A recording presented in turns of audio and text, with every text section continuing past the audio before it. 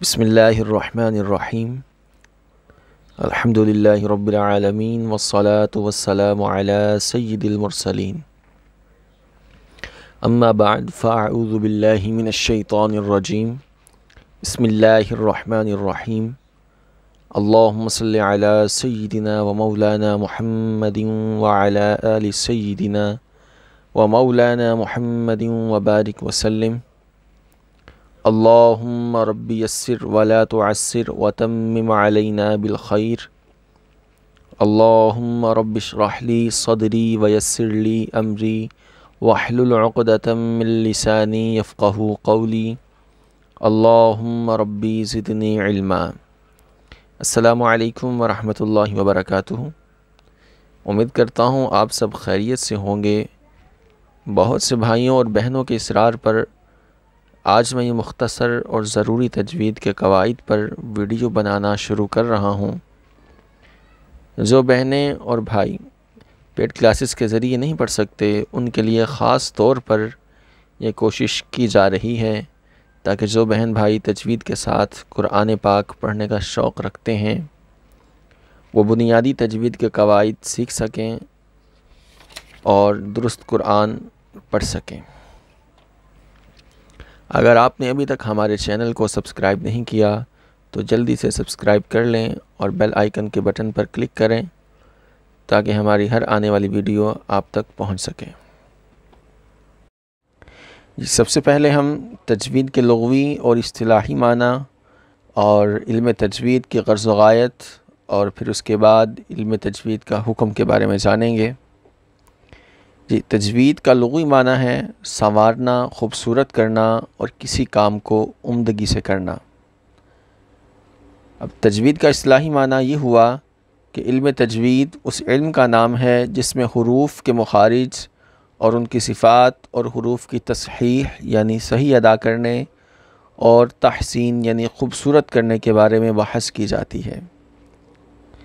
علم تجوید کا موضوع حروف تہجی ہیں۔ الف سے لے کر یا تک یہ 29 حروف علم تجوید کا موضوع ہیں، اور علم تجوید کو حاصل کرنے کی سیکھنے کا مقصد کیا ہے؟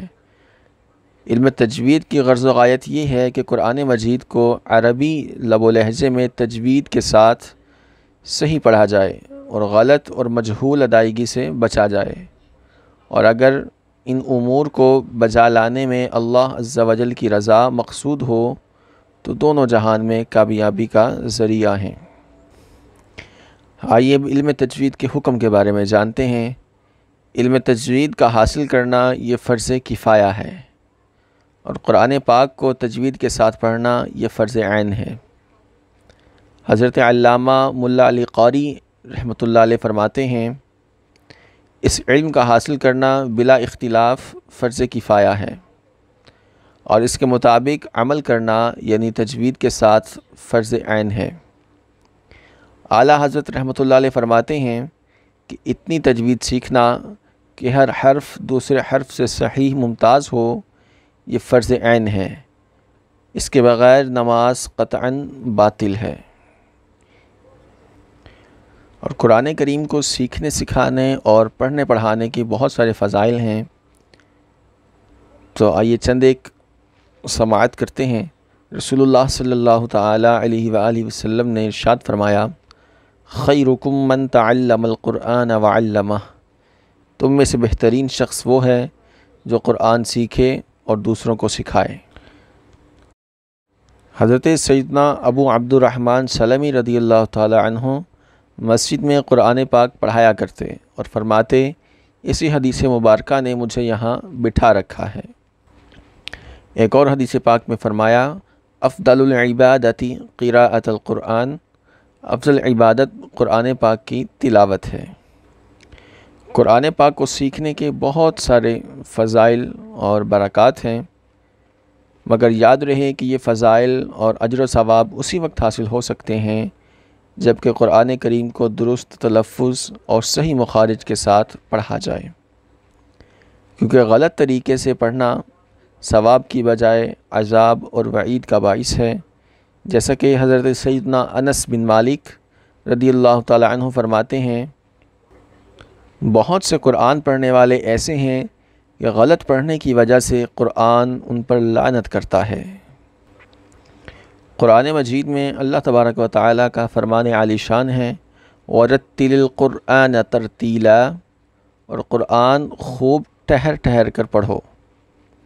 امیر المؤمنین حضرت سیدنا علی المرتضیٰ شیر خدا رضی اللہ تعالی عنہ سے پوچھا گیا کہ ترتیل کے کیا معنی ہیں؟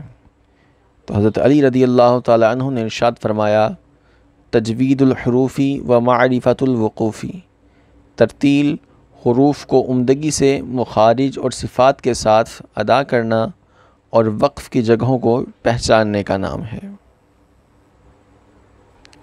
اللہ کریم مجھے اور آپ کو صحیح تلفظ کے ساتھ قرآن کریم پڑھنے کی توفیق عطا فرمائے۔